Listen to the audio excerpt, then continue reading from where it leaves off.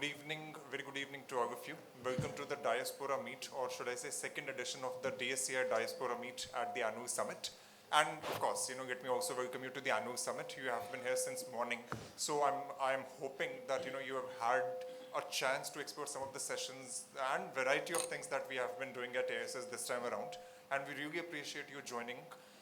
So Diaspora Meet, as in a sense, when we started this in 2024, this goes back to our efforts of engaging with the international counterparts, with the international, ecosystems, and to figure out how India and the counterparts can work together. And Diaspora, I believe, or rather we believe, has a very, very pertinent and strong role to play in furthering those or in advancing those partnerships, right? So with this intent, we are all gathered here today. We have a lot of friends from US, Suraksha Catalyst joining us in a big manner, a big contingent being brought upon, and of course, other partners and our colleagues and friends are here. So without further ado, let me invite Mr. Atul Kumar, Director for DSCI, to get us kick-started in terms of the spirit of the Diaspora Meet. Atul, over to you. Thank you, Aditya, and good evening, everyone. I hope you have a great day today. And first day, slightly lighter than what we are going to see tomorrow and day after. Hope you have enjoyed that.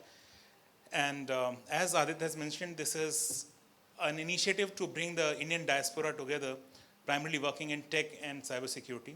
We have taken a lot of initiatives in the last couple of years to engage with Indian diaspora along with the local regional communities in different parts of the globe, starting with US to Middle East, ASEAN, Australia, and so on and so forth. And we tried bringing all of those elements together. And here, Indian diaspora is playing a very critical role because that's the biggest strength I see.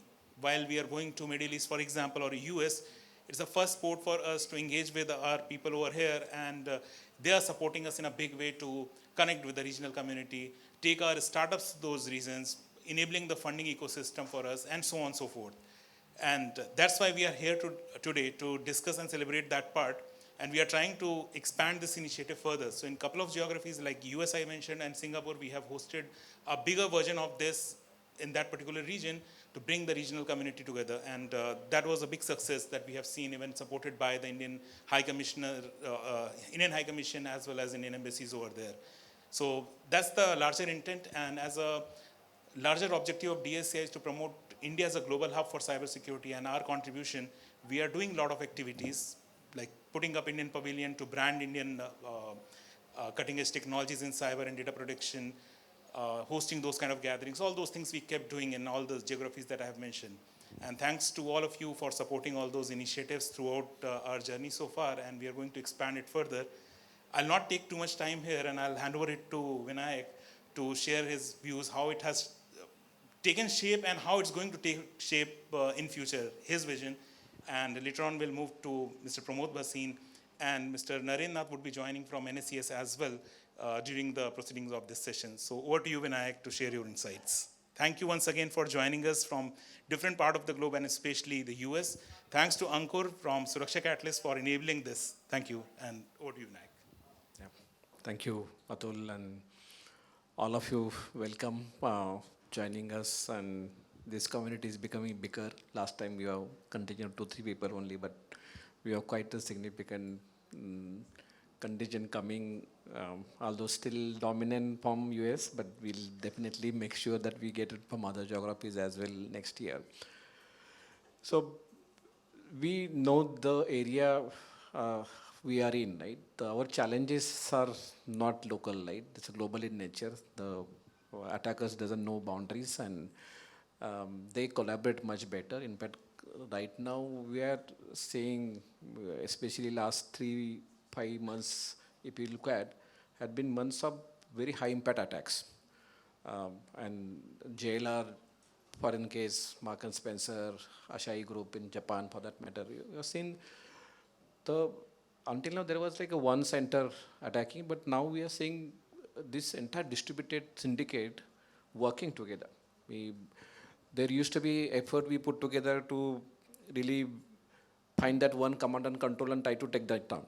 But now it's more distributed, syndicated, right? And we try to now define that phenomena is a autonomous way they have been doing, but this autonomy is coordinated.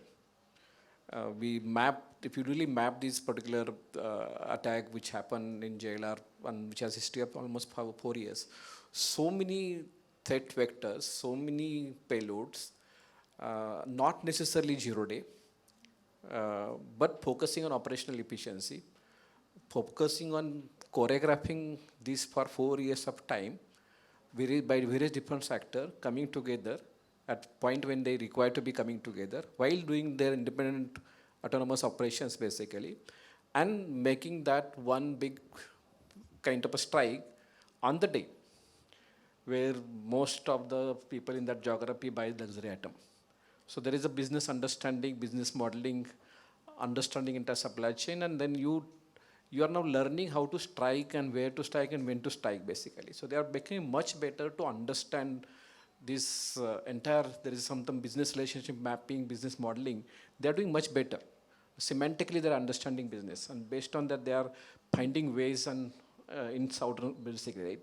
So this is very different language. Until now we had been little bit becoming comfortable with security being a brownfield, 15, 20 years of history we know and we can manage it as a brownfield subject. But now last 5, 6 years we are telling it, so security has become now another greenfield subject. To understand it again, probably go back to the drawing board again basically, and understand in such a way that the stakes are bigger, the interdependency is increased a lot. We are pushing hard on digitization, interdependency increased a lot. Complexity underlying is the way that we are just saying something happened somewhere in some small update they wanted, and Cloudflare one update has disrupted entire globe, right? Not able to access email, not able to log in basically, right? Such a world we are. On the other side, we are seeing this attack landscape become system becoming so coordinated basically, right? So in this way, that world is collaborating. So why can't we collaborate the defender side of thing, right? And creator side of thing basically. So that was the idea. Means as a DSCI, initially, definitely we focus largely on what is happening in India, but as we started going to RSA, our people started going from India to US for that matter. Ankur, I shared very great relationship with him, and then he moved to US. And then we met somewhere in US, and then why don't we do something? Means there is a tremendous kind of uneasiness I see from user side. We have people like Ankur, Harsha, Gurpreet until now, just Supra for that matter. All of you basically who are managing security there, who are leading as a CISO or probably technology lead or security head. So there is uneasiness there by seeing all way the Israeli ecosystem work. It's very coordinated, it's very structured basically, and the kind of a movement and hyper way they work and engage basically, right? And then there is definitely uneasiness about that. And we also see the provider ecosystem, in the big global companies for that matter, take an example of Palo Alto, so many of them basically, right? The founders are India origin founders basically. And they also see that happening, right? The kind of challenges they see basically. And there is definitely one I can say initially it was reaction. One part of this is a reaction to, can you not do something? We see Israel, US, why can't we do Israel, India, US for that matter? Why can't we emulate something? But not the way they do. Not the way we do basically, right? It's our way of doing things, right? Because Israel may build great product, but we build services on top of the technology basically, right? And we engaged with the globe, right? And that was the idea basically, that let's try to put it together. We challenge each other, Ankur, me challenge each other, and that form as this initial thing that we did last year in RSA, this year we scaled it to the next level basically, right? And this inspiration is inspiration from each other basically, right? I mean, there is a frustration and inspiration as well, right? And then we started, by the time DSS also engaging other geography, we set up chapter in Singapore, we started going to Thailand, looking at Malaysia, Middle East, we have been setting up pavilions in all across the globe now, at least in Middle East. In Middle East, we are very strong now in terms of our relation, in terms of what we do basically, right? There is certainly, in cyber, there is certainly GTD role, trade development building industry and promoting Indian cybersecurity industry, right? But there's also other role is attracting investment to India. This part most of us may not be knowing, but India is a key destination now. There's a rush to move security, operation, engineering, research to India now. And I'm seeing that happening all across. Every week we are keeping track of, so many companies are now moving their operations to India basically. So that's also a trade angle for that matter basically. But cybersecurity is also a very interesting thing. Cybersecurity is also understanding each other, how you manage. Gurupreet, for example, she managed the power grid security there. So similarly, can we have some people here, which we are getting her to talk to people in power grid here in India or the security sector organization, can you learn from each other basically? So India has a scale problem and the challenges. So one is the CISO level idea sharing is also very important part, and that's probably not trade specific thing. It's like sharing idea, learning from each other basically. And third important thing in cyber is also very important. Cyber is also matter of very difficult geopolitical plus diplomacy matter, right? And there also we are seeing, like you see us in World Economic Forum, we are engaging with a lot of those platforms basically, right? So there also we believe that we have joint responsibility to elevate India's positioning, India's messages there basically, right? So these 3-4 angles basically we thought like now time has come for us to really put some effort, some engagements basically to mobilize this community. And I think more the complex subject is, more difficult it is for implementation, managing, governing, architecting, you will find Indians there. And we are seeing that. I had gone to Thailand recently. Most of the companies there, CISOs, CIOs are Indian people basically. Same is in Malaysia. And we are finding that all across globe now basically. In I think Middle East, we could able to map 150 plus CIOs and CISO of India origin basically, right? And there is a willingness to help and engage basically, right? And that is also creating a lot of possibility. Suraksha Catalyst has great help in terms of supporting a lot of India-based startups to find US market, investment and so many things. So we are getting a lot of those possibilities as well, right? So with this, we just want to, probably we did something in last 2 years. We come to this level, but now the time has to think critically about this and see how can we scale it. And that's why we thought about setting up this very important interaction today, and no better than Pramod Bhasin sir, who knows how to scale, how to think about this globally, right? And that's why I invite him to please come and guide us on this and probably start the conversation on this. And we want this to be more dialogue-based interaction, basically. Thank you. Thank you very much. Thank you very much. So you can sit. I'll sit? I'll stand, shall I? Okay, I'll sit with you. Thank you. Thank you. Well, good evening, everyone. It's a pleasure to be here, and I hope you've had a good day for those of you who had a time to attend the conference. I want to start by thanking Vinayak and his team. They pull this off so amazingly well every year. It's just astonishing the traction you get when you see the excitement outside, the buzz, etc. It's actually phenomenal. And Vinayak keeps threatening that this will overtake the NASSCOM event, which I think it will any time now. I think Vinayak, so you should be very happy. Yeah, and the interest level. So one, thank you for being here. Really, really appreciate it. And I think the concept of working with the diaspora is also brilliant. It is something I'll talk about a little bit more, but first, the fact is at this time, cybersecurity is being weaponized. It's being weaponized by governments, it's being weaponized by collective, collaborative work, as Vinayak has pointed out. It's being weaponized by rogue institutions and rogue players, and the way ransomware is now working with all the anonymity that is coming through, it makes it harder and harder and harder. And I don't think the day is far when we may see, pretty much, I mean, if you look at the amount of losses that someone like Marks and Spencer, right, had at that point in time in online losses was phenomenal over the years. I mean, they lost hundreds of millions of dollars as a result of some of the attacks that they went through. So it's becoming a life-threatening issue. It has been always a life-threatening issue. It is becoming even more so now. And with the advent of new technologies in AI and everything else, I think this is going to increase. We stand in the midst of it. Data Security Council and this summit itself is addressing some of the core issues around it. And I think we need to think about it exactly in the way, Vinayak, you said it so eloquently. We provide services to the world. India does. And India has excelled in doing that. Now, personally, Vinayak and I have all this frequent chatter all the time. We don't charge enough. We need to make more money. We need to make more margin. All of that. But the fact is we can be the service providers even in data security for the world. And I think there's a way to think about that which is going to be very interesting going forward. You know, the diaspora is an interesting model.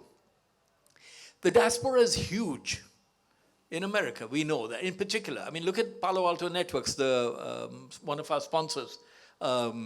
You know, when you go there, the number of people running it at the CFO level, CIO level, marketing level, et cetera, et cetera. Look at Qualcomm. I mean, all of you know this better than I. The number of people who are engaged, who have interests from India and are running outstanding major organizations. Forget about the top 10 CEOs. I'm not talking about them. I'm talking about mid-level at every level. The number of people is enormous. And there is much that we can both learn from each other.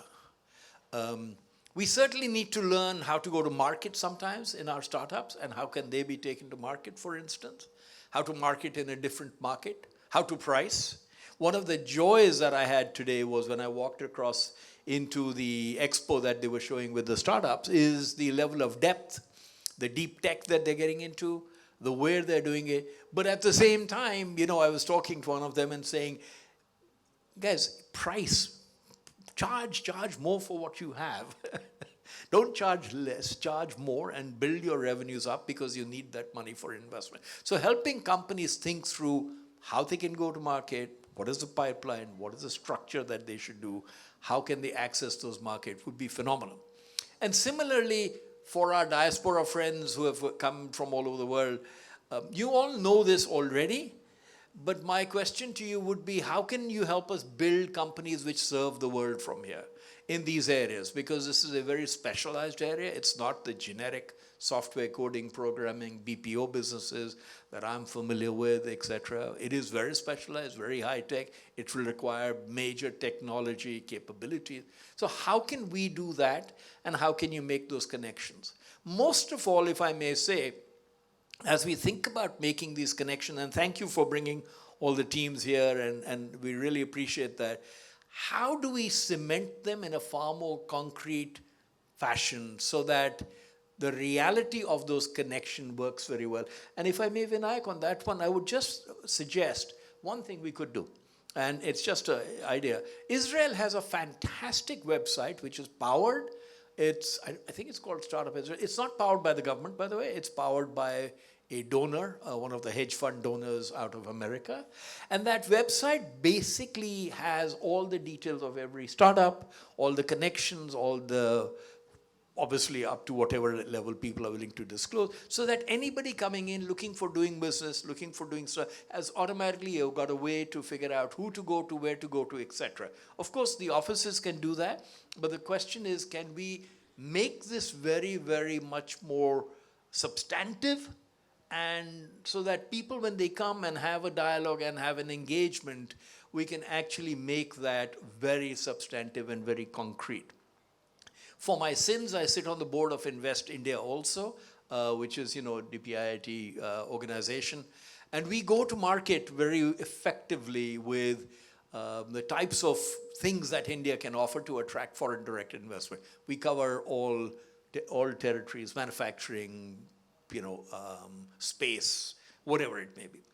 I think taking some of those examples out also to be able to showcase that, I know Vinay, we've done that, you've done that many times with your delegations, but I think if we can expand that and show people both the opportunity and the ability to help them scale their own businesses, I think we can build something very substantive. But it needs that kind of effort to go behind it. The sad part is actually a lot of organizations, I'm not talking about DSCI, talk about leveraging the diaspora. And, it don't happen generally. It doesn't happen to the extent it could. You know, the Indian diaspora in America is ridiculously strong. Highest earnings, highest pay, running across many organizations in many industries, and yet I think the connections remain informal and ad hoc. And I guess our job and our aim should be, how do we create these into really concrete, planned, strategic elements that we can use for going forward for the future. I do think and I'll end very quickly, I do think we have an opportunity in India in this area which is unparalleled. One, because of the threats. Two, because of the scale of these threats that are out there. But also because we are the only country with the demographics that will allow us to build capabilities and businesses of the kind that we're thinking about. Nobody else has it. And therefore, that you see that in the rise of the GCCs that is happening. You see that in the way people are tackling and leveraging the local demographics and the talent. And I think if we can make that a reality for all our friends who live all over the world and showcase to them how this could come a reality for them to become entrepreneurs, new businesses, but also manage risk. That's the last point I just wanted to make. Managing that risk, I think for most companies, is at a point where I don't know that a board can actually survive unless it has not just, Vinayak going in and talking to the board and telling them how difficult it is, but actively having somebody on the board who's constantly thinking about this. As we fuel AI into our mechanics, as we put technology into our production, as we do automation into everything else, this is not going to survive. Like we had a CIO, we may have to think about risk management in a very, very different framework here, because I suspect we are all extremely vulnerable. And I'm not talking about just companies in India, I'm talking about companies almost anywhere in the world. So while this is an entirely double-edged sword, it's a very sharp end on both, sharp edge on both sides. Massive opportunity and massive risk. And how we navigate this will become very critical. I hope all of you will engage. I hope we can build something very concrete and make this outstanding reality where we can point to saying, look, this is what we actually concretely did next year by the time we come back here again. But thank you for being here. And again, back to Vinayak and the team and Atul and everybody else. Thank you for organizing and putting up such a good show as you do every time. Thank you very much. Thank you. Thank you, sir. And I think this scale that which we achieve entire IT, BPO industry, right? And there is a possibility to emulate large part of it in cybersecurity as well. It's already happening, means we are seeing at least 20-30% growth in cybersecurity industry. But one thing sir talked about is the diaspora not realizing the potential. But sometimes for that to happen, I think somebody has to take risk, walk extra mile basically. No better person than Ankur to really walk that extra mile and take a risk basically, being a CISO, actively pushing this agenda ahead. And I want to open this floor with Ankur, your remark, then we go to others people for their thing. Right?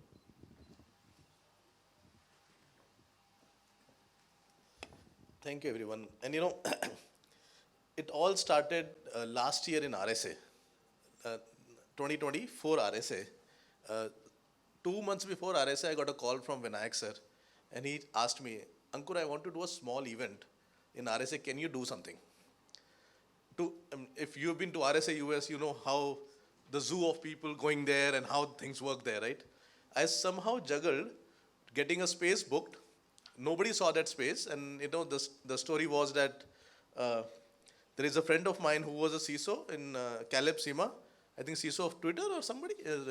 He was a CISO, and he said, my wife runs a space. It's a restaurant which is very near to the place where the RSA happens. Let's get that booked. I said, okay, booked, done.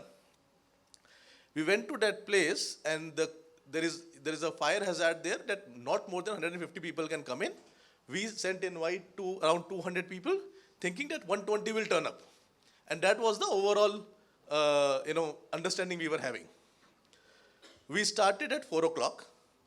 By 5:30, we had 280 people in that room, with the restaurant owner coming and saying that we cannot allow anyone, and lot of CEOs, founders, CISOs standing in the queue and Aditya managing the queue somehow. And we were just kind of juggling. But that opened up an idea that this collaboration can reach to a real new heights. In US, especially, 52% of the people who work in cybersecurity industry are from Indian diaspora. 65% of startups which have started in last 4 years is started by Indian diaspora. But still, people buy CrowdStrike and Wiz, we're talking about Israeli diaspora. So this needs to be turned around. And that was an idea which, Rohit and I thought that how do we turn around this? And we cannot turn around till we formally execute this by forming an organization which works with the same mission. How do we have Indian startups coming to US, enable them with funds, and the first market for them will be the Indian diaspora CISOs. So there were these three things which we worked together with. Last year we were having some 120 CISOs. We got together with support of all Harsha and all those people. And 3 companies, portfolio companies. Today, as we speak, we are the largest Indian diaspora outside of US in the cybersecurity space with 320 registered CISO members who work on this, who have actually committed to buy the products which are on our portfolio, which are all, for us, our portfolio means they have to be Indian products. So we do not bring in anybody on portfolio unless they have not proven grounds in India market, so they're not selling in India market, it will not be us, or they do not have their tech centers in India. If any company comes to us and says, I do not have a tech center in India, that means I'm not giving back to India as part of growth, they cannot be our portfolio. We evaluated 33 companies and now we are 6 portfolio companies, 300 plus CISOs, largest diaspora. And we have also started a small incubator investment and we have also invested in 3 of these companies out of 6. So that they can grow there. And we actually now work with full heart for these 6 companies to make them go big in the US market. So with that one small call of yours, things change in 1.5 years. Thank you, sir.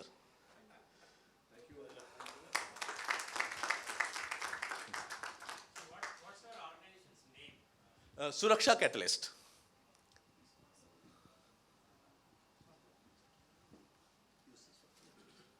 Yeah, so now I think let's open this floor and anybody has anything to contribute to discussion, any question for that matter, or any direction based on what you heard, let's make it open. So we have another 20-25 minutes for the conversation, basically.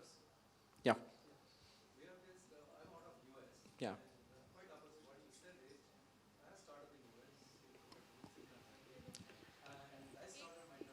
Can you pass the mic? Yeah. Please, Check, you go. check 1. Yeah. Hi. Hello. Yeah, can you hear me? This is Nagesh. I started my own startup after working 2 decades at Apple USA. And it's a US-based company. I have a development center in Bangalore and Hyderabad. We have been building a product exactly what you said to compete Israel-based company, full platform. It was a stealth mode. We just came out. And I think it's applicable to us also, right? We live there and built 100% in India. What we need is basically what I see that because even though I'm getting a talent in India, it's tough to get it actually in development side. And what we need is some sort of exchange where you see that's exactly I think you're trying to build this, where you can collaborate not only in terms of business, in terms of technical collaboration, in terms of the talent. I met many startups here just so that I can integrate my product with them. I didn't know anything in India, basically, right?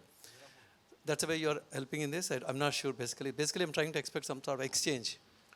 Yeah, this Startup is a exchange. good idea. This is happening within the Indian startups to some extent, basically. But but we can think about how can we do See, this the most- startups you said is, there are many startups here, you're taking to US. Yeah. Because you're trying to sell it. Yeah. I'm the startup in US, I Want to- opened here, including the sales. Yeah, I'm telling other way. yeah. Yeah. No, we are looking both ways, not Yeah. what Ankur said. Ki one is Indian startup going to US market, but the startups like you which has centers in India and doing engineering out of India. So both are suited example for us to work actually on that. Basically. Thanks. Just to let you know, we have got two people here. Praveen Patari. Right? So he is Point Guard AI. The startup started in India, started in US, and the entire tech is in India. Perfect, same. Okay. Mirror security. Put this up. Again, started in US, the entire product tech is in India. I love that. We have got There are many examples like this now. And then I think I especially gone to US to meet only AI security startup. And that time I met Praveen and couple of more.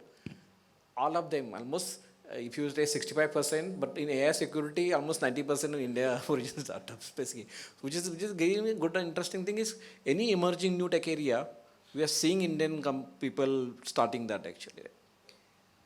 But if I may just add, I think the point you're making, I think, is worth exploring in a far more concrete way, of course, which is what Vinayak and you're all saying, which is how do you create an exchange? Yes. How do you create an exchange of information, ideas, investors, product types, etc., which is really working very well, very interactive. It is something Israel has done very well, this particular website that you go to. I think it's called Startup Israel. Worth looking at it because it really brings in, to the extent people want to disclose it. You were saying you were in stealth mode, so you may not have wanted to disclose it earlier. We're building a product exactly to complete this. Right, right. But I think now... CNAP platform actually. Sorry? CNAP. It's a cloud native application exactly like this. Yeah, yeah, yeah. So, With but- Indian engineers. Yes. So I think you've got to, if you can build that exchange ability where people can connect and it's a conversation and a discussion. Because also for talent, by the way, there are new companies coming out which are beginning to provide you research. I met one outside actually who crowdsourced talent. Those will be interesting ways because I'm sure many companies from the US coming here worry about talent, retention, attrition, all of those things. But would be wonderful to get this going, would be to make that happen. I'm just saying these two threads which we will take as a thing. One is can we create a kind of framework and ways and method for exchange, and looking at this talent more seriously for engineering talent for cybersecurity, because developing cybersecurity product is not like developing any other products. It's a very different thing actually, right? And I think we could think about these two vectors. How can we really work on this basically? something which we have started working on. Something which we have started working on. Again, it's in stealth mode. So, is to set up an incubation center for our portfolios in US, where all the developers can come together at one place, and the same developers can work for all our portfolios. Yes. Setting up an incubation center in India. So all our portfolio companies who are out of US, their tech is sitting at one place here, and Yeah. they're developing for I everyone. mean, there are various different methods. We have to jot it down which methods will work for which kind of a thing. But anybody else has anything? This is good to at least point us we are coming out of it. Any? Praveen? More comments? Okay. May I ask, how would you all suggest, what are some of the concrete things you would suggest that we should do more of, perhaps in India, to help this happen? And how could you help us do more out of the US? Any suggestions, concrete suggestions? That's what this is about. That would be terrific.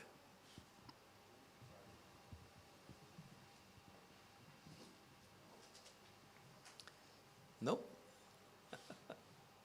Please, sir, you had something. Yeah, can you hear me? Yeah. Hi all, good evening. My name is Shyam Penumaka. I am from Dallas Venture Capital. We are on both sides of the globe. We have funds in US and India, and we have 3 companies even in our cyber portfolio. And a couple of them in US, one in India. So Ankur, your model resonates very much with what we do within DVC, so would love to understand more about what you're doing. But my comment is, Indian startups and comparing with Israeli startups, we have both in our portfolio. The Israeli startups are able to definitely get higher valuation and also able to get that first customers or first 10 customers very easily using the kind of network that they have, and also the further round of funding becoming very easy for them. So overall that entire thing is kind of very much laid out. I think this is a very good beginning, and we have a long way to go, and would love to be part of this entire effort on how, because we are on both sides of the globe, we will be able to contribute, I'm pretty sure, and would love to be part of it. Yeah, but this is important thing, right, Ankur? Like, investor is also one of the important factor between these two geography, right? And there are a lot of investors which keep interest in both of these geography. I met a lot of them. You are the one, and I think a lot of investments also happening cross borders as well, actually, right? And this could be definitely one area, and we definitely want to, until it was happening as a one of the example, but probably structure effort will be required in this area. Just I would add one other thing. You're absolutely right. The Israeli startups get more valuation and access to markets because of the Jewish diaspora who supports them out of America, very clearly. That's what I wish our Indian diaspora could also do. I sit on the board of company. I'm in fact going to run off at 6:30 to join a board call. I've just joined the board. The only thing that company cares about, and it's very exciting because they're so focused, is opening doors with customers. That's it. They said, Baki, we will do. We'll get everything else done, but get me 10 doors open with customers. That's what we need. And I think if we can help our startups, because I find when I work with startups, I'm an investor in startups, I must have 30, 40 investments. All of them search for that, which is how do we open, in India I can open markets. I can make 10 calls, I'll open 10 doors. How do we open these markets overseas? If we can help with that, I think honestly we will pave the way for our Indian startups to do far better, far faster. And it's a very important element of what, if we try and build something, Ankur, we have to include that. Yeah, Sham. Yes, my name is Shamiran. I think promos are 100%, right? First 10 doors and first 10 deals, right? If you follow the Israeli playbook, they have sales companies that actually only work for first 10 deals for their customers, for their startups, right? And these people work for multiple of these startups, right? I think that's the secret mantra. Something that I've faced. I've moved from here to the US, built a company here, and then we're exactly the same journey out there. One of the things that takes most amount of time is getting to these first 10 doors, because when I was here, I had roots over here, and when you go there, you have no roots. You have to grow roots right from scratch. If one of the ideas that we always thought about is if you could do some kind of road shows, right, where you take 10 startups, city by city, where you're actually talking about product rather than 10 presentations. More we meet people, more we interact with our Indian diaspora, they will also, I think one of the biggest challenges that I see from their side is they don't have the confidence that an Israeli startup brings to them by default, because they start where their introduction with, I worked for so many years in the IDF, right? That none of us can say, unfortunately. Yeah. So if you get more face time and constantly so, and you see more innovative technology getting exposed to them, they will have more confidence to buy or even start evaluating. At this point, 1, 2, 3, 5 startups are going to them. They're not seeing a constant flow punching them all the time. I think something like that. Yeah, even I think this is important. Current, our engagement seems to be once in a year. Yeah. So that needs to be changed, and we are making plan to some extent. Ankur is helping, but a broader open plan where we we make such kind of a roadshow more often, and we are there more often basically. So that, and then I think there are a lot of connects which we can leverage, and only that continuous space time is certainly one area, and I think that's good suggestion. I think we should try to find a way to work on this basically. Vinayak, if I may, even with Invest India, what we're doing there is, and Invest India, for those of you who may not know, is the apex body to attract foreign direct investment into India. It's run under DPIIT, it's a government organization, but run by a private sector person now. Nivritri Rai, who used to be at Intel, and earlier was Deepak Bagla, who was at Citibank. And so they pull board members in, and so we as board members pick up various territories and various industries and go along with them to sell. So I think that's an interesting way to think about it. Two, I would say, anecdotally, when I started Genpact, nobody knew what the hell we were doing. They didn't know what we were. We didn't have telecom line. Nobody knew. I hired 20 people, 15 people, salespeople, and I told them, and this is joking obviously, I told them, I'll give you one-way tickets, and the day you get the order, I'll send you the return ticket. Till then, you can walk and wander around the US and you get the orders done. And we gave them every connect because we had some GE connect. So getting that door open is the most vital thing you can do. So may I add one more element? When we do the road shows, we need to call US people also, not just Indian diaspora.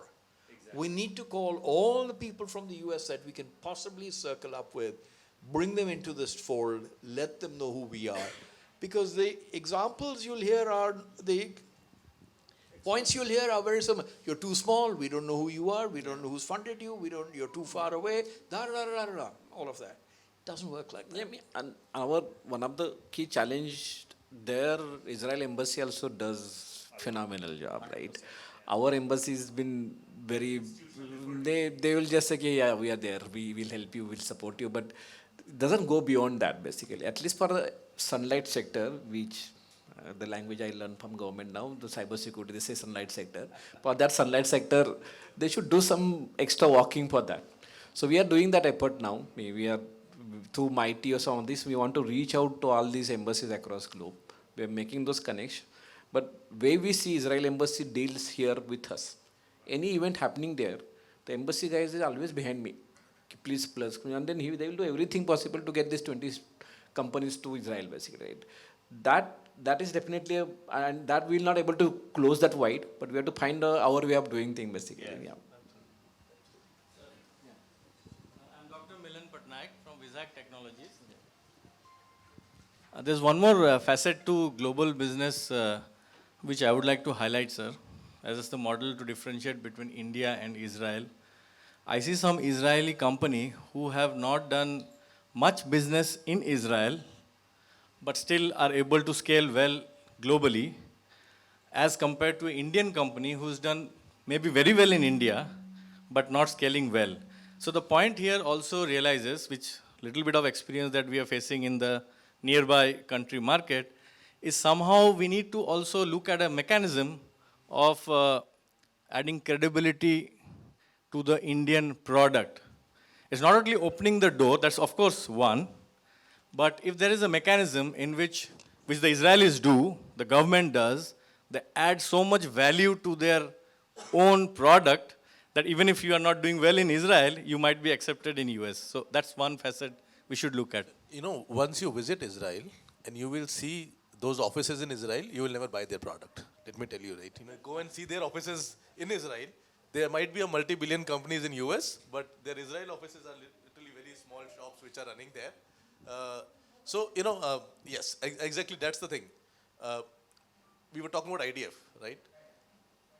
Last 4 startups we were evaluating, which were Israeli started, we were talking about them. Their Series A fund was $100 million because they were backed by IDF. And I think this is a good thing for us, sir, which we have to take, is how do we say this is backed by, I say Indian government, but I don't know Indian government can do it or not, but this has been backed by something which is a credible thing coming from India. It was part of Digital India Initiative, something like this, I don't know. But this is a very good question. But there is a flip side of that as well. Some people will say that there's a snooping when Israeli companies are getting that flag as well. You must be knowing, right? NSSO Group or Pegasus. And now, if you go to other geographies, currently we are able to create good possibilities in Asia Pac and South Africa or African region because they didn't want to buy Israeli companies. And this is coming very big to us now. Entire maritime security, we made a plan, and there are 6, 7 Indian companies. They wanted, we don't want US company, we don't want Israeli company, we want to just focus on Indian companies. So that's creating possibility. So I think, yes, some credibility, credibility also comes from product. Credibility also can come from some of this kind of support, basically, right? So we also acknowledge that our product also needs to be of that capability, right? We may be doing much better. One of the things which we always talk about Indian product ecosystem, much better functionality wise, but platformization is lagging. So is the UX and UI, we always talk about that. So there are some areas of improvement for us as well, right? So that needs to be also thought about, and educating our product ecosystem on the quality of product is also very important, basically. Let me just add to that. I'm an investor in startups in the US. I've invested even in Israel. I've invested in India. I echo Vinayak's word. Our content, our technological knowledge is very good. Our marketing is zero. We don't know how to go to market. We price very low. I was talking outside people and saying, 7 years later, I was asking them, what are their revenues? 1 million, 2 million, 1 million, etc. Why? Because they're pricing so low, right? I think we must learn how to price globally, how to package our products appropriately, how to sell them appropriately. The way you sell to our neighboring countries and the way you sell in America, there's a vast difference. And we need to learn. We need to make the investments. I will tell you that I find most startups, obviously you're short of cash, you're worried about money, you're worried about 20 things. But if you don't invest in marketing, you're not going to get a sale. If you don't have salespeople, you won't get an order. It's that simple. And I go through this mantra all the time with companies of saying, if you don't have a salespeople and the founder wants to do the sales all the time and run everything else, well, it's going to show up in your revenue bookings. It doesn't work that way. So we just have to change our headsets on that, because once we price better, given the quality of what we can build, and a lot of it is packaged. You must remember one thing, folks. In an American school, at the age of 5, the child is taught how to present to the school, to the children. They are born salespeople. That's how they sell. By the way, hiring a salespeople in America is the hardest thing I've ever done, because they're always selling to me. I can't tell the difference. I can't tell what's real and what's not. It's just, I tell everybody, it's the toughest thing you'll do. But I think Indian startups have to, the Israeli startups, same thing. By the way, the Israelis are born salespeople. Show me one Israeli, and I've been to Israel multiple times, show me one Israeli who doesn't know how to sell fluently, right? And I think we must pick these examples up and penetrate the world, because we have the content and we have the services and we have the products, and we should learn how to sell for value, not for cost. Palo Alto Networks, I'm just taking them example, $15 billion in sales, I think, $120 billion in market cap. 120 billion, run by Nikesh Arora, Indian. He knows how to price. If you meet him, you'll learn. We need to learn how to price really well. But that's where the Indian diaspora, I hope, can work with our startups. That's where the linkages can really be tight and be expanded so much more than they are today. It'll take a little bit of more risk-taking. It'll take money and investment in marketing, which a lot of people look at it. I can tell you, my friend Vinayak here, he's so focused on content. This is what he loves. He's a technologist. He understands this stuff. But at the end, if you have a product, you need to sell it and you need to find customers. So, And sir, what we have done in last 3 or 4 months is we've got 2 people coming on our advisor board who have actually seen the entire ecosystem running in CyberStarts. So, one of them is sitting here, Supro. He used to work very closely with CyberStarts before coming with us and Suraksha Catalyst. There's another person, Anurana. He's a CISO in Sutherland. He used to work very closely with CyberStars before, and now he's working with Suraksha Catalyst. So, because we really wanted to understand how their ecosystem is working and how they have done internally, how they're doing it. So we have got those kind of people coming in and joining us. So let me now get Narendrath sir on the stage. For some of you, yeah. So Narendrath sir is Joint Secretary NACS, and he had been there for almost last 4 or 5 years of time, and very good, great supporter of DSCI and entire industry ecosystem. Coming from DOT, he understands industry so much better. So we thought, because a lot of this global engagement also, government to government engagements also happens through NACS now. And their responsibility to coordinate at a national level and make a strategy for country for cybersecurity. And we have been also discussing, sir, like there is a comparison between how Israel is active, proactive in terms of promoting their ecosystem and what we could do at a global level. So there is one angle is certainly our startup ecosystem has come to critical mass, but there is all of us are responsibility to get it to the critical scale level. And the diaspora is there. We have a lot of people who as founder as well as the CISO there. So they are here actually. And we'll be meeting them after this interaction individually as well. So we just want you to have a basic initial opening, and then they will throw question open for them and to ask question for all of us basically. Yeah. Yeah. So yeah, I think we start off. I think we are placed at a disadvantage in that they see us, but we don't see them. And we can switch off the lights if you want. Yeah. No. Yeah. Just Some of the lights. Yeah. There's one light which is too bright actually. Now it is good. Yeah. Yeah. Actually, because a lot of time communication is more of non-verbal than verbal. Please band kar lena projector. Yeah. Yeah. Thanks. No. What I was saying is most of the time communication is a lot of it is non-verbal than verbal. So it's good to see the group. I would have loved to have been here and then listen to what was happening here. Yeah. Because you told me, that it's a diaspora, and see, coming from our office, we're interested in making cybersecurity strong in the country. Okay, and one of the dimensions of that is having our own ecosystem where we have our own products and services, and it's very important, especially with the supply chain linkages, the geopolitics, the way it evolves, and it's a national security imperative to have strength in our own country. That provides the products and services. That's very important, especially in the domain of cybersecurity, because of the privileged access that cybersecurity products have to the systems that they protect. Unless they have this privileged access, it's very difficult for them to protect the system. So it's very important that we have a good understanding of the products, and then we have a good visibility into what those products are doing in your systems. So that way, I think it's a national security priority for that. We are very happy with the work that DSCI is doing in terms of working with the Indian industry to foster those startups. The COE that you have done at Noida, where you've incubated some startups, and also coming up to us, with the type of problems that they have and the type of support that is required for the industry to prosper in the country. And we also have interaction with the people who come in this. And one of the problems, I think, is that, and you said that they have a good product, but it has to be sold, and the selling is a big part.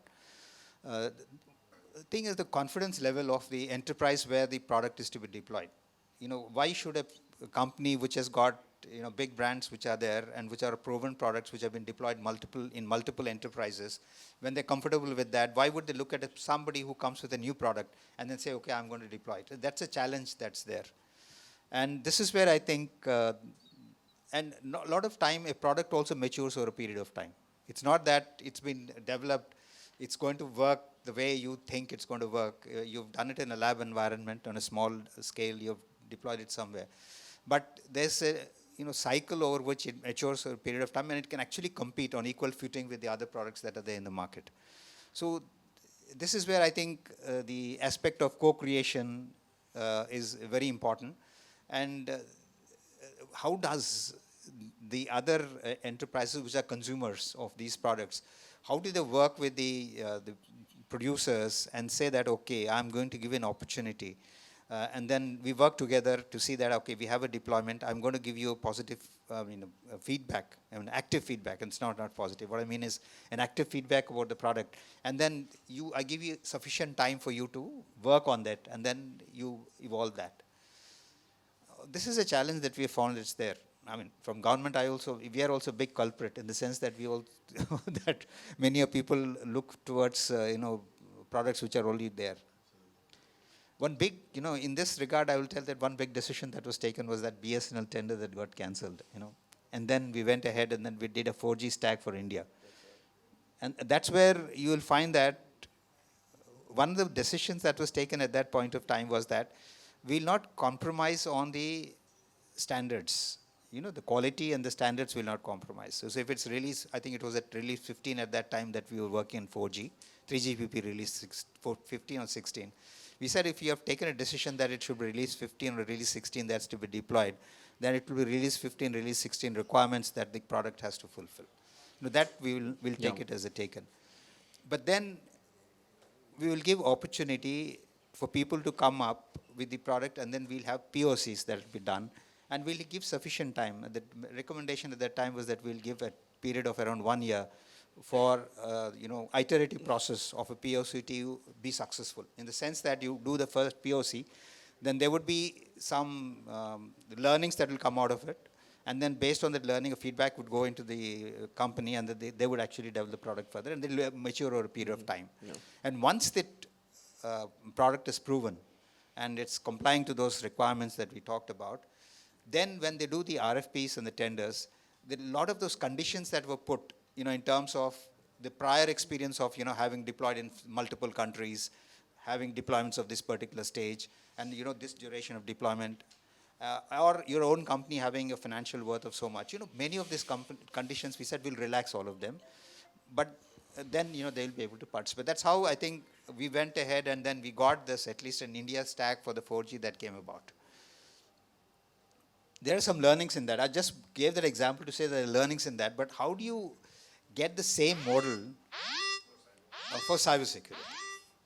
And especially when it's not that we are looking at one company or one product. It's not that there is one complete comprehensive suite of products that are combined together and somebody is taking it. And especially in the cybersecurity domain, you find there's a disparate, it's like a bouquet of products that are there. How do you do, and when each of these products are coming from different companies is a challenge. Okay, I've raised a question. So one area, sir, we had discussed, and Pramod sir has to leave because of the one board meeting, but Thank you, Vinay. Thank you, sir. everyone. I'm sorry, I have to go to the board meeting and tell them how many doors I'm opening for them tomorrow. So this board meeting is only focused on that. Thank you, Vinay. Sorry? Okay. Yeah. Can you quickly have group people, and then we will then continue the conversation.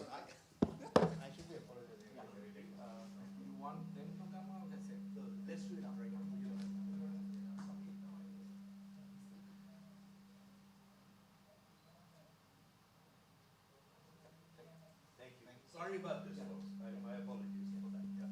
Thank you. So one of the things we always compare with the way the Israel ecosystem works in a global geography, right? So when we look at global market and especially US, Israel ecosystem is very strong. Their embassy work hard. In fact, they work with us also hard. Anything happens in Israel, they try to get. So we are just thinking, our diplomatic missions, Atul reaches to most of those basically. But is there a way for us to use government as a vehicle to really add more effort and create this momentum better basically in this effort of creating that scale actually? Is there a way for us to do that? Yeah, it is there, of course. Actually, I mean, see, finally, it's not only that, you give platitudes, pious platitudes saying that this is what we want to do, but I think we should also act on that. I understand what you're saying. is that there's an involvement that's required, especially outside the country, Yeah. especially to help the diaspora, for our embassies to be more involved in the commercial activities that accompany it. Yeah, I agree to Because that point of we view. get good support, they will host us, but we don't see the push the way Yeah. Israel ecosystem does basically. Right? Yeah. They influence a lot. In commercial deals, especially in cybersecurity, where there's also good interest. If our products are there and across globe, we'll also learn a lot out of it basically. So is there a way for us to have some kind of a way, some meeting we can do or something like that? Yeah, it is. But I think what you're pointing towards is that, is there a role that our office should be playing Yeah. in nudging some of the entities within the government Yeah. to be more proactive, understand the needs of the industry, and then see that how can it support. Yeah. That is, I think that's a requirement for a cultural shift that is required. Yeah. See, there has been a cultural shift in the last few years, in the sense that normally, industry is hands-off from industry, some sort of a government industry being different, but at least now there's a requirement, a recognition that we have to work together. And many of these initiatives that the government has taken now is towards that, in terms of, funding the startups, doing all of these hackathons and all, where the government is pitching in and doing all of that, which was not there earlier. You know. So that way is there. But I think this is one important point that you brought out. Maybe our office has got a role to domestically play we on. do lot, but Yeah. like most of the companies which are really building big out of India, so they need a lot of face time in different cities and geographies, Yeah. right? And I think we as DSA can do it to some extent, but if our embassy start doing it, it will really improve a lot in. Yeah. I think that's a point you have got. I think what we'll do is we'll sit down together and then work on a strategy about how to involve all of them. Yeah. See, I think one is, it's like, that service that you give to our diaspora for helping them is some sort of a product, it's some sort of product. How do you have consistency in the delivery of that product? Yeah. I mean, talking of the MEA representatives delivering that as a product to the diaspora. And if you're looking at multiple countries where this should be happening, there should be consistency. It's not that you have in one place there's That's one. what Shamaran talked about. Yeah. It's not one-time engagement. So It's like not only continuous one-time placing, engagement. It depends on a person. One person understands that and he does it well. Yeah. And then you find in the other places it doesn't happen because there is no system in place and there's no template in place which tells that all the other people that this is what is required to be done. I think that sort of a template is to be. It's like people take these examples of, if you go to McDonald's, wherever you go, the burger is the same or something. There's a process which is there and put in place because you get the same product outside. Or you go to any service industry, and let's say, for example, a hotel chain is there. You go to any of that receptions in any of the places, towns or there, you get a common sense, consistent service because there is a process in place and people are trained on that process, and that's why you get it. So here, if you're looking at it, I think we should be identifying exactly what is it, that intervention that we require. Put it down and make it part of a template, and then I think then an engagement with everybody, so that sort of a thing happens across the board, across the countries. I think that is something that we'll have to work on. Yeah. Anybody has any questions? No, but one thing, one point, see, this point about the product and not compromising and this thing is quality is important. From our office, around 4 to 5 years back, we did, because as this, we said, we are talking, but we should also practice what we talk. So we got one of the startups to deploy a cybersecurity product in our organization. The experience was not very good in the sense that, you have a certain amount of patience. In the sense that, okay, for 2 years, I'll live with you. But then I expect that, we have this world, there are benchmarks which are available across the world based on which the products function. So we expect that, we say that, okay, these are the benchmarks that we have, I understand, we give you a feedback. But then 2 years, I think, is sufficient time for somebody to come up and say that, these are things that could be fixed. I think that is where I think the Indian companies should look at and say that they should always benchmark themselves across the best in the world. And then, work towards getting the products to those qualities. Yeah, I think this is very critical area for us to work, like improving quality. This is improving day by day, but still there is significant room to Why be improved. I'll tell you is why it's important is, as we work, let's say, towards enabling or our embassies or across the world to, support our companies. if they don't have a good experience of, the product being delivered, and then what happens is the next round would be very difficult. Yeah. We will lose that in the sense that we will not be able to sustain it. And then next time, even if you have a good bouquet of products that come, you will find that those people will not be enthusiastic about supporting them. Yeah. So I think these are two things that have to happen parallelly. Yeah. First thing is we have to set those benchmarks, and then in that case, if we say that we are going down this road, then is there a way that we say that, okay, our diaspora is getting supported, but is there a way to say and filter and say that these are companies which have already been, products which have been benchmarked across the world, and then this is something that we should be supporting? So then, we don't go down that path. Because I personally have had an experience where it's like a bad product, You keep the bad product, keep selling, small items, but you start marketing that bad product, quickly it nosedives, and afterwards it's done. Yeah. So Something that like we that. agree, right? Yeah. Yeah. So we just want to take a couple of questions if anybody has, because some of the policy intervention we can work with it. Yes. Vinayak, if I may Yeah. mention, I'm going back into the history from the office of the JS and SCS. I remember 3 occasions, though it was more than 20 years back. DSCI also used to be there, the JS and SCS used to be there, and we used to have plenaries, Indo-US cybersecurity plenaries. I attended 2 of them in Washington, D.C., where we used to take the companies which were working in the cybersecurity domain with us. This was during Dr. Bajaj's time. Yeah. Dr. Gulshan Rai, Yeah, Dr. so Bajaj's this is- time, and Arvind Gupta.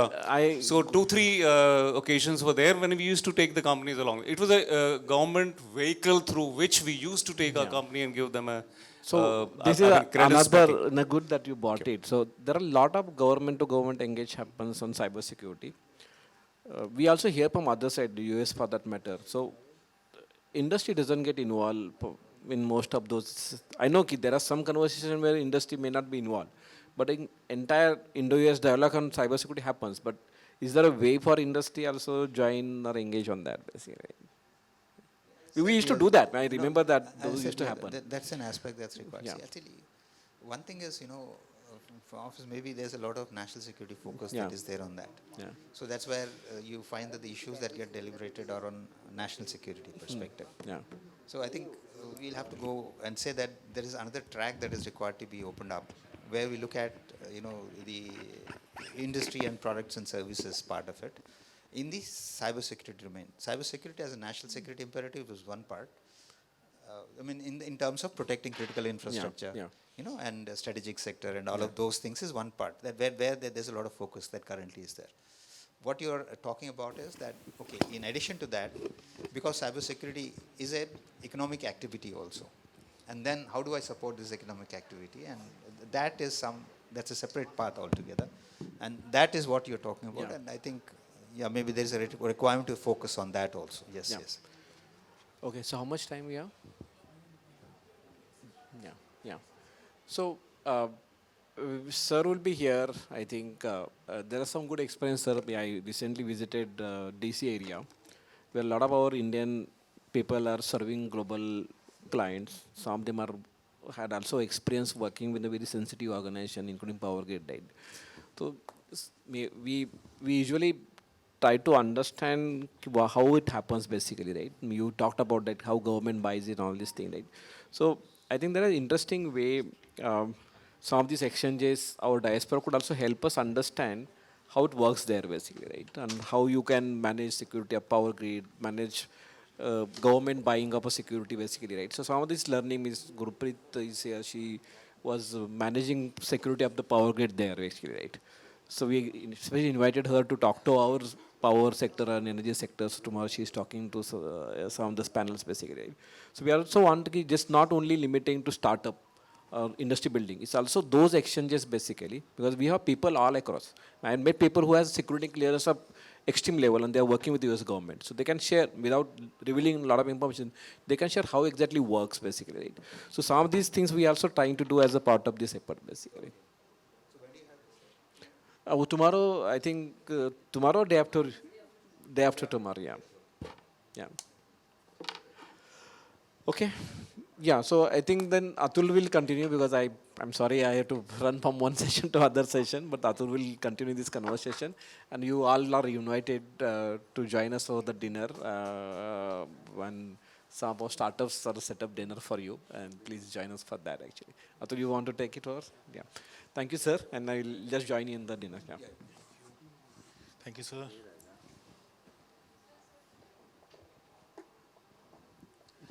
Okay, so I had to step out in between, so please start the carry on the discussion from there, and then I'll start entering, because even I had to step out in between, right? Initially. Okay.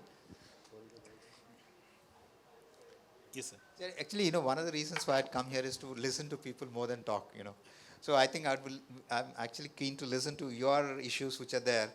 And one of the advantages of giving in these forums is you sit in an office where you get into some sort of a routine. Right. Okay. And then when you come out, then there are some questions that are asked that makes you think. Okay.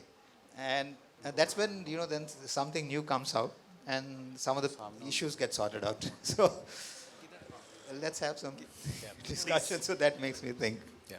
So my name is Pankaj Thava. So I'm co-founder and CEO of Mirror Security. So Mirror is part of one of the portfolio company of Suraksha. So there was one comment, some input from that there should be road shows and all. So I'll vouch on behalf of Suraksha, because we are a portfolio company. So there was a road show recently they started. And so we were part of their SF, Dallas, and New York event. And it was pretty interesting. So they got all the CISOs in single place, and then we can have informal and formal interactions with the people. So that was pretty helpful. And eventually this results into some of the design partnerships and all, right? So I think some of those efforts are happening as we move with this community, and we are very fortunate to be part of that. Second, we are also seeing there are certain investor community. So we have been speaking to some of the growth stage VC funds who are focused on companies, so whose founders are Indian founders, and they wanted to get into the US market and they would like to back. So coming back to, you mentioned Dallas Ventures, right? So there are a couple of more ventures like Avatar Ventures. We were part of their cybersecurity roundtable. So it was pretty interesting. So how these multiple communities as part of CISO community, VC community are getting together. I think everyone is basically moving towards a single mission where they want India into a global stage. So which is good to see. Second, about us.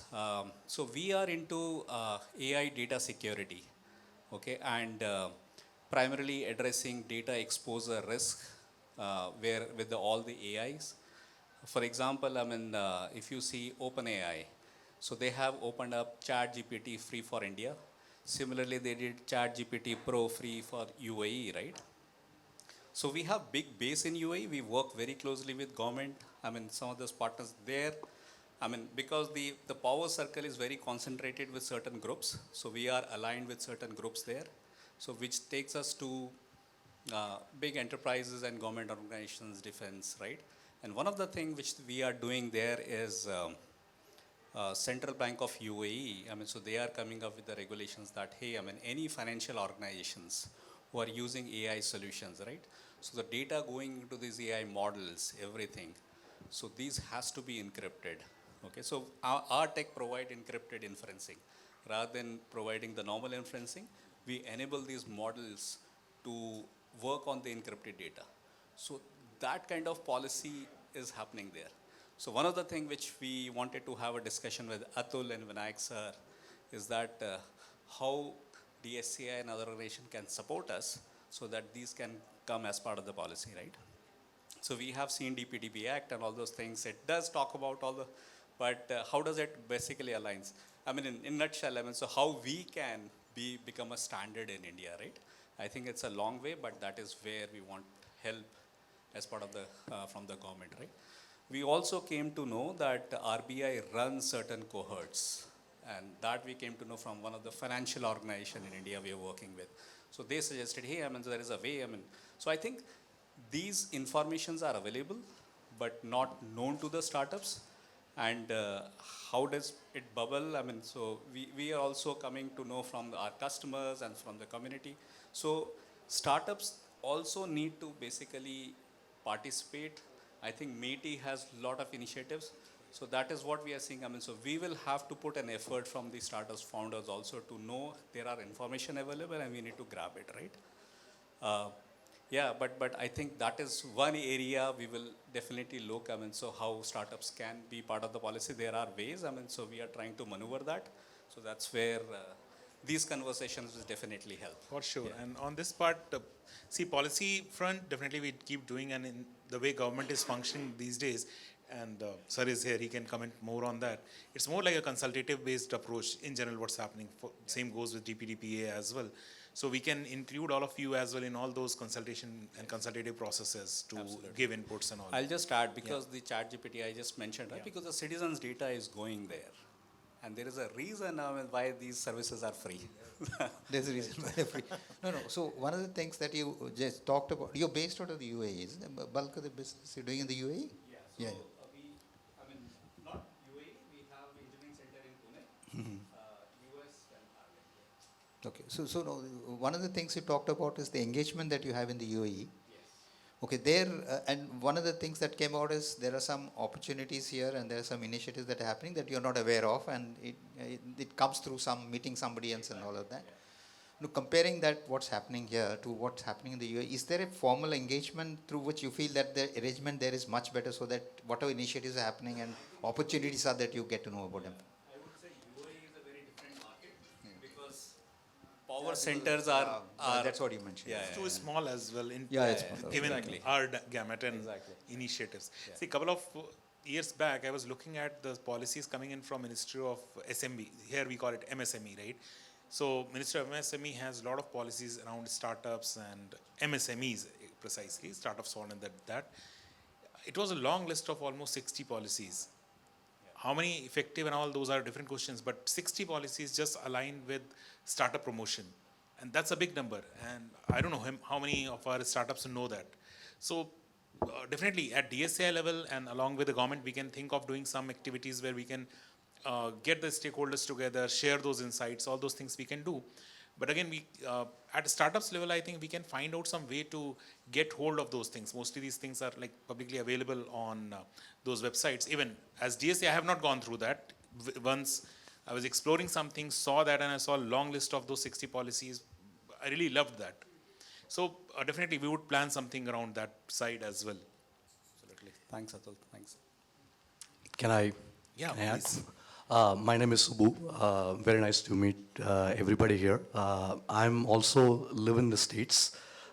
We are Balkan ID. We are an identity security company for both human and non-human identities. So one of the things I want to vouch for, and we are also part of Suraksha Catalyst. So we're part of the, Indo-US delegation, which is actually here. To what he said, I want actually +1 in terms of the road shows and some of those other activities. But I think one of the things that is actually very exciting is, and this is my third company where, both of my prior companies, we used to have, engineering centers in India, infrastructure company and a marketing automation company were the prior companies. But here, one of the things I see now is building in India. Previously, everybody used to build in India, used to sell in the US because, you get higher ACVs, higher things, etc. But now, because of a lot of larger companies, unicorns, etc., being here, there's a huge market opportunity suddenly for people who are building here and also selling here. So I think, I feel like this next decade is a very exciting thing. And so very grateful for what you all do. And the other thing that we basically try to also focus on is how do, in the US, one of the main things that happens is a lot of, open source and a lot of things that basically, people try to actually do there. In cybersecurity, there's not a lot, in identity security, not a lot that happens. One thing that would be very interesting to have is what kind of open source initiatives that, with the government of India, we could probably actually do that could, enable this to be usable by everybody. Any software, right? What he does or what we do in identity security governance for non-human identities, etc. Because now it basically makes security available to everybody, as opposed to, it's only for, you got to pay a lot of money to basically get that. So, Sure. On open source part, sir, if you want to comment. So. No, but globally also, it's like looking at whether the governments are really involved in, one is, using open core source, encouraging open source is one part. But whether governments are actually involved in, creating those open source platforms where, people get together and develop open source code, I don't think, I'm not aware of. I could be educated on that. That is one part. So are you referring to saying that the government should get into, building those platforms so that open source products and products could get developed? I think it's a great opportunity for, a country like India to start doing that, because, software is becoming a commodity. Right, so it's no longer that you had to pay hundreds of thousands of dollars or crores of rupees to basically buy software. And there are, AI has transformed the way people build software. And by providing a platform, it allows people to promote their open source things, and it allows people to take them into the market. And, otherwise things get lost. So I think it's not, again, I feel it's an opportunity that, could be at least looked into. Which could enable a lot of companies to afford things. Yeah, interesting idea, but I think then it would be the first time a government intervention is there to build an open source community. And I have a doubt whether people will start looking at it suspiciously. That's a good point too. So just leveraging off that point, one of the things that I've seen is, and this is working with the US federal government, is that if federal funds have been used to build a product, that product is now available to other federal agencies too. So every federal agency is not spending money to build that same product, right? So it's basically reuse of the product within the federal agency. Now, if you can extend that to the states too, that basically means that you are saving money overall. So that is one way of sharing. But I had a different question and a different comment. Going off what Vinayak sir had said previously, my name is Shupro Ghosh. I live in Washington, D.C. for the last 35 years. I work very closely, as Ankur had mentioned, with the CyberStarts team, but I also work with the Israeli embassy. So the Israeli embassy in Washington, D.C. has a commerce attaché, like we do. Under that commerce attaché, there's a cyber attaché. And what that cyber attaché does, knows about every single Israeli company, what their state is, what their ask is, and then works with different forums to give them an opportunity to push their product. Okay, so they work with a lot of little organizations, and they are promoting their product like you would promote Indian rice or wheat or steel or something like that. Similarly, cyber is also an Indian product that could be sold. That's what the Israelis are doing. And that is where I think we are lacking, that we have the capability, but we are not creating that forum for displaying our product. And a lot of this are coming from individual groups, like Suraksha is a perfect example we are doing. But the power of the Indian government is very different. You will open doors and you will have forums like, NASSCOM, right? So NASSCOM now has a New York Stock Exchange body over there. They are engaging at a different level. So I think that kind of engagement would really help. Yeah, got the point. Yeah, that's what we discussed. Yeah, so that will actually take it up separately. Yeah. Thanks for that input. Thanks for that input, and we are trying to do that, and we are trying to reach out to our embassies. Last year when we were there for the larger roadshow, and I'll just comment on the roadshow part as well, and probably it's I'm getting the indication to close it, but yeah, separately probably we can talk about. I think the challenge you would be having is that whenever you engage with a new embassy, then you'll have to go through the whole process of establishing those linkages and explaining to them what is your relevance and all of those things. I think that we should get over. And to establish that these are the organizations with which all the embassies across the world can engage with is something I think would be very useful. So that that amount of time, the logistics effort that goes into establishing the initial connects would not be there. But So as you of would now, ideally do it. mostly we are trying, wherever we are going with the delegation from India, we are trying to establish the network with the embassy and trying to apprise them with the effort happening here and the kind of ecosystem we have developed in last couple of years of time frame, or I'll say a decade of time frame. And once it is first meeting, probably they also want to understand, right? In general, people feel cyber is so small, and especially the product side is so small from India. But once they see it, I don't have any example where I'll say the ambassador has not come the second time when we have gone, they have not supported us. But yeah, we have to expand it significantly. That's definitely important. The way Israel is doing it's altogether a different way. We need to imbibe that kind of a thing.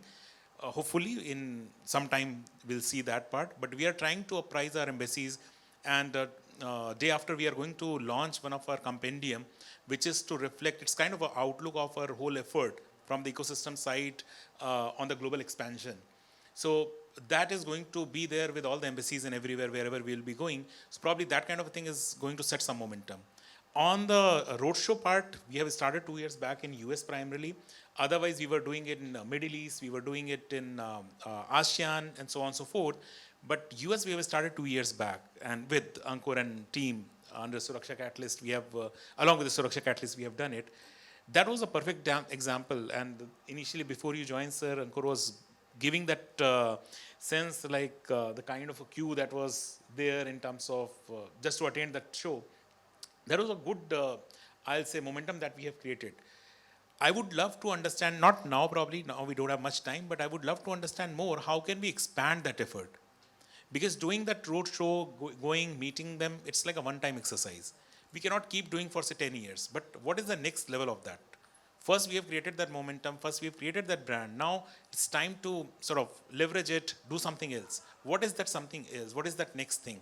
Probably in next 2 days of time, we can meet formally, informally here and there, and we can discuss that part and plan accordingly, because this time again, we are going to RSA and we'll be doing some activities.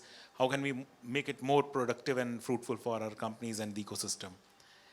I'll stop here because third time I got the indication to close it. So, but thank you, sir, for joining us. Thanks. And thank you everyone for traveling from different part and joining us for this. Thank you.